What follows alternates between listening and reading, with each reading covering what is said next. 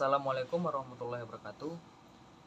Kami dari kelompok kewarganegaraan akan menjelaskan materi tentang penegakan hak asasi manusia yang dimana materi ini akan dibawakan oleh 10 orang anggota. Yang pertama, slide pertama yaitu akan dibacakan oleh saya sendiri, yaitu Sarul Acosta, NPM 23735046.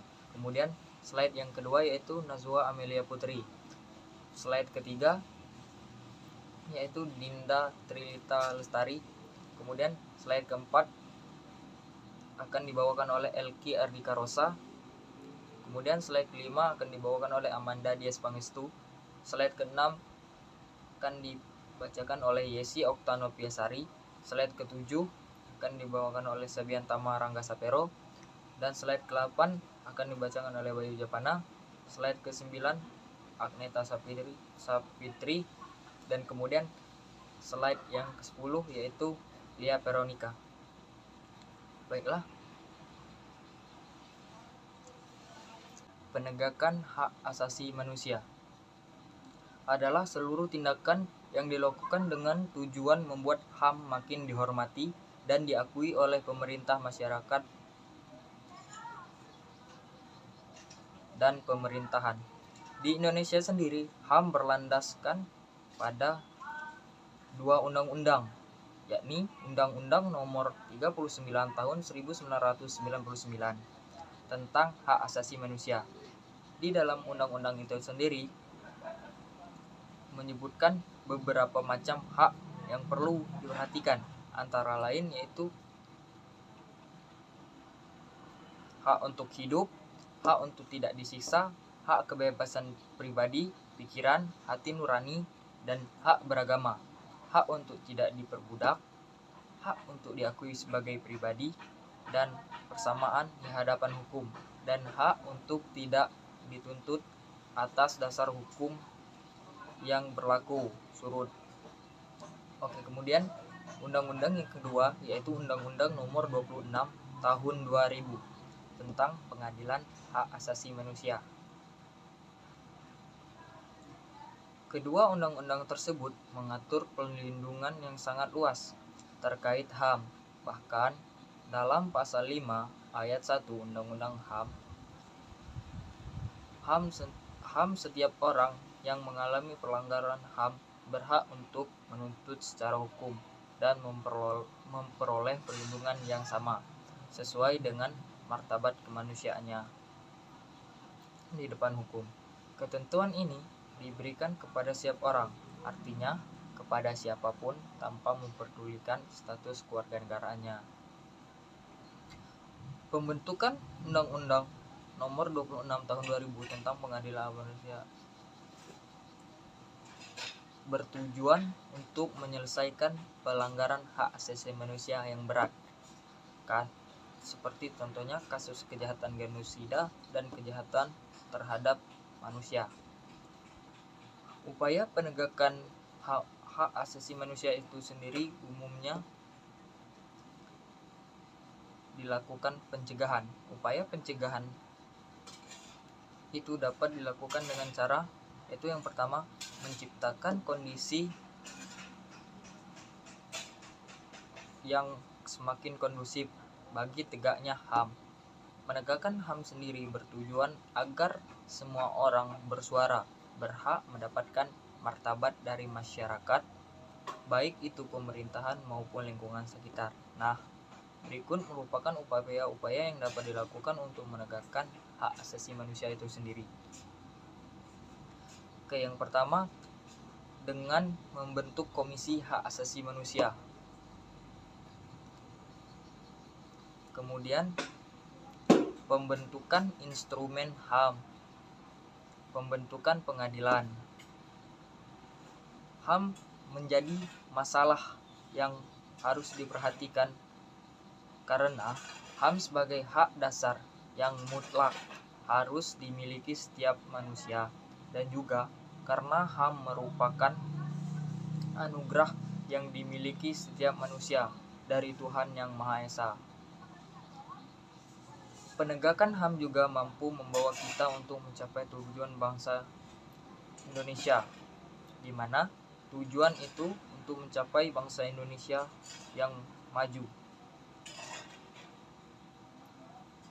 dan juga menjunjung nilai-nilai tinggi kemanusiaan. Di Indonesia sendiri, HAM masih belum diterapkan secara maksimal. Mengapa hal tersebut dapat terjadi? Itu disebabkan oleh beberapa hambatan dan tantangan. Penegakan hak asasi manusia di Indonesia, yang pertama yaitu tentang masalah ketertiban. Tujuan pembelajaran mengkaji hak asasi manusia dalam hukum nasional. Tujuan dan manfaat mempelajari hak asasi manusia, yakni kita bisa saling menghargai sesama kita dan tidak perlu seenaknya, bahkan terhadap orang yang tidak memiliki kedudukan. Karena pada hakikatnya semua orang memiliki hak asasi manusia. Contohnya, bisa lebih menghargai pembantu di rumah dan tidak berlaku seenaknya terhadap pembantu tersebut. Penegakan HAM bertujuan agar semua orang bersuara dan berhak mendapatkan martabat dari masyarakat, baik itu pemerintah maupun lingkungan sekitar. Ketika mereka tidak mendapatkannya, mereka memiliki hak untuk menggugatnya. Penegakan hak asasi manusia bertujuan agar semua orang bersuara dan berhak mendapatkan martabat dari masyarakat. Di dalam pasal 75 Undang-Undang tentang Hak Asasi Manusia, disebutkan bahwa tujuan dari Komnas HAM adalah mengembangkan kondisi yang kondusif bagi pelaksanaan hak asasi manusia sesuai dengan Pancasila, Undang-Undang 1945 dan Piagam PBB serta Deklarasi Universal Hak Asasi Manusia. Sedangkan terkait konsep hak asasi manusia berdasarkan negara hukum Indonesia ialah adanya keseimbangan antara hak dan kewajiban warga negara dan pemerintah yang berdasarkan konsep gotong royong dan asas kerukunan. Inilah yang menjadi ciri khas negara hukum Indonesia atau disebut juga negara hukum Pancasila. Pendidikan hak asasi manusia dijadikan sebagai sarana untuk mempromosikan nilai-nilai hak asasi manusia itu sendiri. Konstitusi UNESCO menyatakan bahwa penghargaan serta penghormatan terhadap hak asasi manusia diharapkan mampu menumbuhkan nilai-nilai universal tentang perdamaian yang didambakan bersama. Hubungan antara hak asasi manusia dan negara hukum sangat erat dan saling berhubungan serta tidak dapat dipisahkan karena suatu hukum berfungsi untuk melindungi hak asasi manusia itu. Selain itu, semua perilaku manusia di suatu negara selalu berdasarkan hukum. Semua hak terkait oleh hukum dan ada bukti bahwa hukum untuk mengikatnya. Setidaknya terdapat 2 undang-undang yang menjadi landasan perlindungan dan penegakan hak asasi manusia di Indonesia, yaitu Undang-Undang Nomor 39 Tahun 1999 tentang Hak Asasi Manusia dan Undang-Undang Nomor 26 Tahun 2000 tentang Pengadilan Hak Asasi Manusia. Kedua undang-undang tersebut mengatur perlindungan yang sangat luas terkait hak asasi manusia. Untuk menegakkan dan melindungi hak asasi manusia sesuai dengan prinsip negara yang demokratis, maka pelaksanaan hak asasi manusia dijamin, diatur, dan dituangkan dalam peraturan perundang-undangan. Menurut Undang-Undang Republik Indonesia Nomor 39 Tahun 1999 tentang hak asasi manusia, yang dimaksud dengan hak asasi manusia adalah seperangkat hak yang melekat pada hakikat dan keberadaan manusia sebagai makhluk Tuhan yang Maha Esa dan merupakan anugerahnya yang wajib dihormati dan Undang Nomor 39 Tahun 1999 tentang Hak Asasi Manusia. Dengan rahmat Tuhan Yang Maha Esa, Presiden Republik Indonesia menimbangkan a. bahwa manusia sebagai makhluk ciptaan Tuhan Yang Maha Esa yang mengembangkan tugas mengelola dan memelihara alam semesta dengan penuh ketakwaan dan penuh tanggung jawab untuk kesejahteraan umat manusia. Oleh penciptanya dianugerahkan hak asasi untuk menjamin keberadaan, hak dan martabat kemuliaan dirinya serta keharmonisan lingkungan. B. Bahwa hak asasi manusia merupakan hak dasar yang secara kodratiyah melekat pada diri manusia, bersifat universal dan langgeng. Oleh karena itu, harus dilindungi, dihormati, dipertahankan, dan tidak boleh diabaikan, dikurangi, atau dirampas oleh siapapun. Yang C. Bahwa selain hak asasi manusia, manusia mempunyai kewajiban dasar antar manusia yang satu terhadap yang lain dan terhadap masyarakat secara keseluruhan dalam kehidupan bermasyarakat, berbangsa, dan bernegara. Yang D. Bahwa Indonesia sebagai anggota pemeriksaan bangsa-bangsa mengembangkan tanggung jawab moral dan hukum untuk menjunjung tinggi dan melaksanakan Deklarasi Universalitas tentang Hak Asasi Manusia yang ditempatkan oleh Perserikatan Bangsa-Bangsa serta berbagai instrumen yang telah ditemukan oleh negara Republik Indonesia. Yang E. Bahwa berdasarkan pertimbangan sebagaimana dimaksud dalam huruf A, B, C, dan D dalam rangka melaksanakan ketetapan Majelis Permusyawaratan Rakyat Republik Indonesia nomor XV11 MPR 1998 tentang hak asasi manusia perlu membentuk undang-undang tentang hak asasi manusia. Mengingatkan 1. Pasal 5 ayat 1, pasal 20 ayat 1, pasal 26, pasal 27, pasal 28, pasal 29, pasal 30 ayat 3, pasal 34 Undang-Undang Dasar 1945.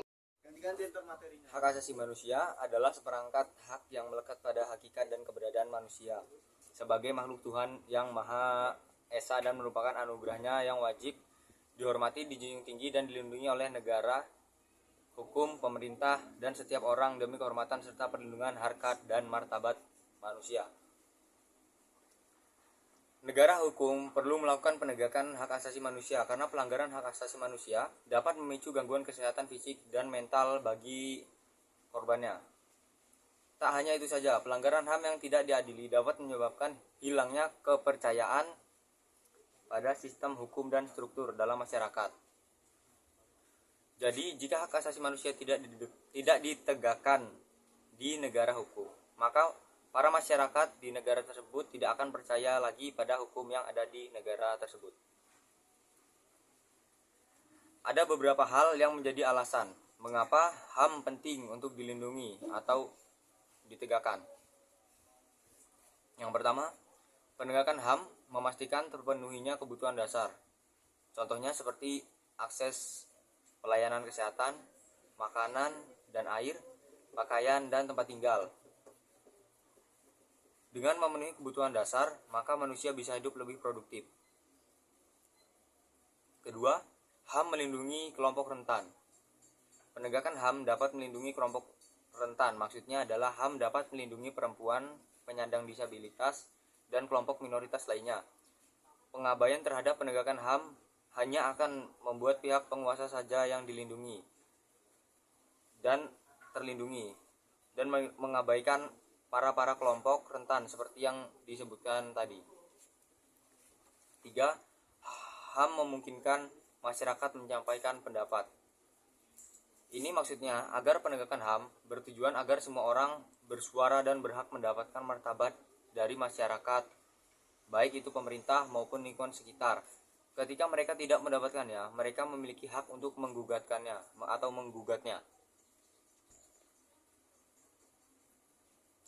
Keempat, mendorong kebebasan berbicara dan berekspresi. Maksudnya, kemampuan untuk berbicara dan bebas tanpa takut mencakup ide dan bentuk ekspresi adalah hak asasi manusia. Di sini saya akan menjelaskan tentang Pasal 28 Undang-Undang Dasar 1945 dari huruf A sampai dengan huruf J.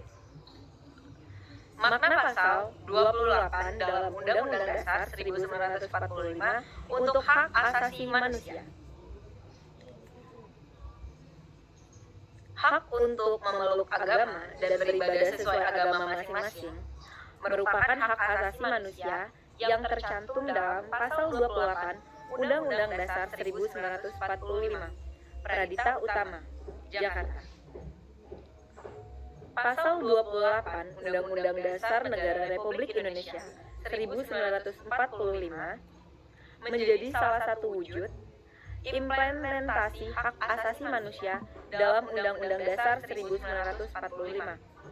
Apa makna pasal 28 dalam Undang-Undang Dasar Negara Republik Indonesia?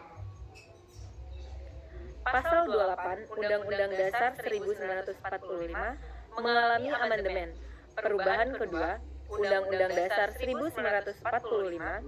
Sebelum diamandemen, pasal 28 Undang-Undang 1945 berbunyi, kemerdekaan berserikat dan berkumpul, mengeluarkan pikiran dengan lisan dan tertulis, dan sebagaimana ditetapkan dengan undang-undang. Setelah diamandemen, pasal 28 Undang-Undang Dasar 1945 terdiri dari pasal 28A sampai 28J yang melengkapi wujud implementasi hak asasi manusia dalam Undang-Undang Dasar 1945.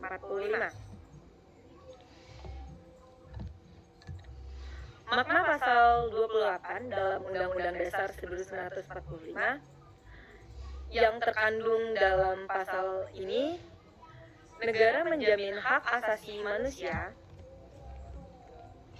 secara menyeluruh dan mencangkup hak hidup, hak membentuk keluarga, mendapat perlindungan dari kekerasan dan diskriminasi, mengembangkan diri melalui pemenuhan kebutuhan dasar, perilaku yang sama di mata hukum, hak memeluk agama dan beribadah menurut agamanya, dan hak lain-lain. Hak asasi manusia yang dijamin negara dalam pasal 28 Undang-Undang Dasar. Di sini saya akan menjelaskan beberapa tokoh yang melanggar hak asasi manusia atau HAM. Untuk yang pertama saya akan menjelaskan Munir. Munir merupakan pelanggar HAM berat. Kata Amnesty International Indonesia hari ini memperingati 18 tahun kematian Munir dan menanggapi pembentukan tim ad hoc penyelidikan HAM berat oleh Komnas HAM. Semua bukti jelas menunjukkan kasus ini merupakan serangan yang ditujukan kepada warga sipil yang bekerja sebagai pembela HAM saat itu, khususnya Munir. Serangan itu sistematik karena ada unsur kebijakan pemufakatan jahat dari pihak tertentu dalam negara, khususnya Badan Intelijen Negara atau disingkat BIN, dan maskapai penerbangan negara. Serangan itu menghilangkan nyawa Munir dan telah mengancam keselamatan pembela HAM lainnya. Kata Usman Hamid, Direktur Eksekutif Amnesty International Indonesia, Komnas HAM memang harus segera menetapkan kasus Munir sebagai pelanggaran HAM berat dalam kategori kejahatan kemanusiaan, tanpa lagi-lagi menunda, tambah Usman. Laporan akhir Tim Pencari Fakta TPF Munir di tahun 2005 menunjukkan kematian Munir diduga berkaitan dengan aktivitas sebagai pembela HAM, termasuk kritikannya kepada badan negara seperti BIN. Dalam rekomendasinya, TPF mendesak Presiden untuk membentuk tim investigasi independen serta memerintahkan Kapolri melakukan penyelidikan mendalam terhadap 5 orang, termasuk diantaranya Kepala BIN, terkait kemungkinan peran mereka dalam pemufakatan kejahat terhadap Munir. Nyatanya hanya 3 orang yang telah diadili terkait kasus Munir. Semuanya pegawai maskapai Garuda Indonesia. Sementara orang-orang yang diduga kuat menjadi pelaku utama yang bertanggung jawab atas pembunuhan Munir masih belum diproses secara hukum. Mantan agen Badan Intelijen Negara yang disingkat BIN, Muhdi Purwopranjono, memang pernah diadili pada 2008, tetapi ia dinyatakan tidak bersalah. Lalu pada September 2016, Presiden Joko Widodo berjanji di hadapan publik untuk menyelesaikan kasus Munir. Hingga kini, pemerintah Indonesia tidak pernah mempublikasikan laporan TPF tersebut. Hal itu justru melanggar keputusan Presiden nomor 111 tahun 2004 tentang pembentukan tim pencari fakta kasus meninggalnya Munir yang mengamanatkan pemerintah untuk mengumumkan laporan TPF kepada masyarakat. Ada masalah serius di dalam negara ini, terutama soal penuntasan pelanggaran HAM berat dan pelanggaran HAM masa lalu. Korban dan keluarganya seringkali tidak didengar, lalu bagaimana mereka bisa mendapatkan keadilan? Sebut Usman pada 7 September 2020. Komite Aksi Solidaritas Unir untuk Munir Kasum menyampaikan opini hukum atas kasus meninggalnya Munir kepada Komnas HAM. Sebagai bagian dari pengaduan resmi, tujuannya agar Komnas HAM menetapkan kasus Munir sebagai pelanggaran HAM berat, sehingga proses penyelidikan berdasarkan Undang-Undang Nomor 26 Tahun 2000 tentang Pengadilan HAM bisa segera dilakukan. 2 tahun berlalu sejak pendapat hukum dari masyarakat sipil diserahkan. Saya akan menjelaskan tentang upaya menegakkan hukum di Indonesia. Hak asasi manusia atau HAM adalah hak dasar yang secara alamiah melekat pada diri setiap manusia. Sejak ia dilahirkan dan bersifat langgeng, HAM merupakan standar normatif yang bersifat universal bagi perlindungan hak-hak dasar itu dalam lingkup nasional maupun global. Tak hanya itu, HAM juga menjadi instrumen untuk menjaga harkat dan martabat manusia. Secara konstitusional, HAM diatur dalam UUD 1945 pasal 27 sampai pasal 34.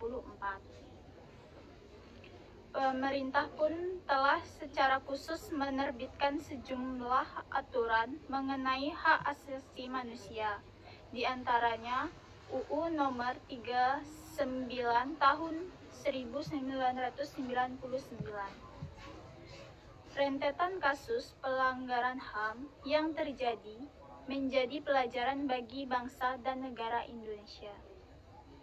Sebagai negara yang berdasarkan Pancasila, Indonesia tentu menentang pelanggaran hak asasi manusia. Pemerintah pun telah melakukan berbagai upaya untuk menegakkan HAM. Upaya pemerintah ini harus didukung oleh seluruh rakyat Indonesia agar berjalan maksimal. Upaya-upaya yang dilakukan pemerintah untuk menegakkan dan melindungi HAM diantaranya: 1. Memasukkan HAM ke dalam UUD 1945 dan melakukan penyesuaian terhadap pasal-pasal yang berkaitan dengan penegakan HAM. 2. Menerbitkan berbagai peraturan perundang-undangan sebagai instrumen nasional HAM. 3. Membentuk Komisi Nasional HAM dan Pengadilan HAM serta lembaga-lembaga lain yang berwenang dalam penegakan HAM. 4. Menyelesaikan berbagai pelanggaran HAM dengan menyeret para pelakunya ke pengadilan HAM.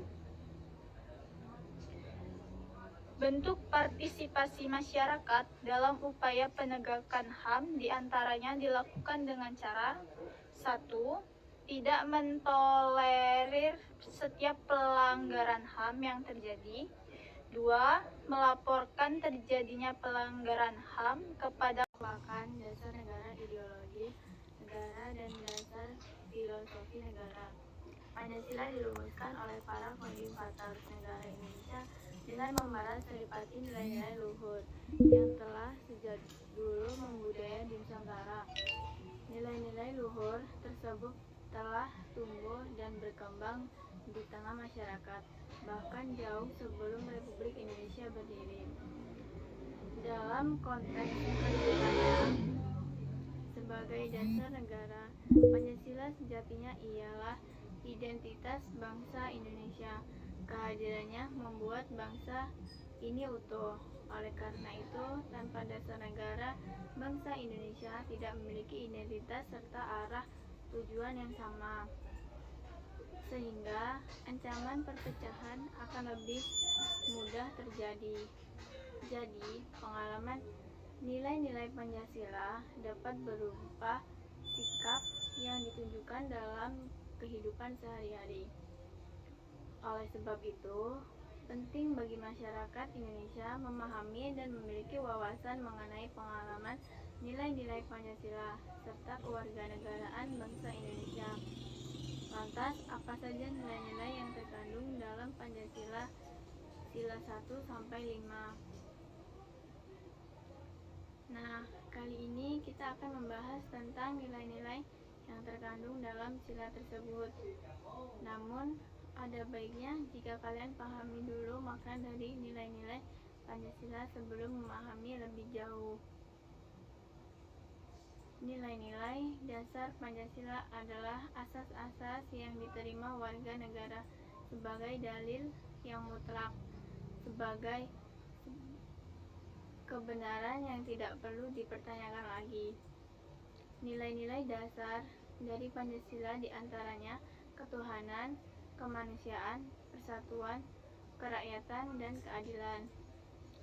Perwujudan atau pengalaman nilai-nilai yang terkandung dalam sila-sila Pancasila dapat dilaksanakan di seluruh sendi kehidupan, dari lingkungan keluarga, sekolah, masyarakat, hingga berbangsa dan bernegara. Pancasila sendiri dirumuskan dari nilai-nilai bangsa Indonesia yang luhur. Pengalaman butir-butir Pancasila yang mengandung nilai-nilai kebaikan itu hendaknya juga diterapkan di semua sektor kehidupan, dari bidang politik, hukum, ekonomi, sosial, budaya, dan lainnya. Nilai keutuhan pada sila pertama Pancasila. Bunyi dari sila pertama ialah ketuhanan yang Maha Esa. Sila pertama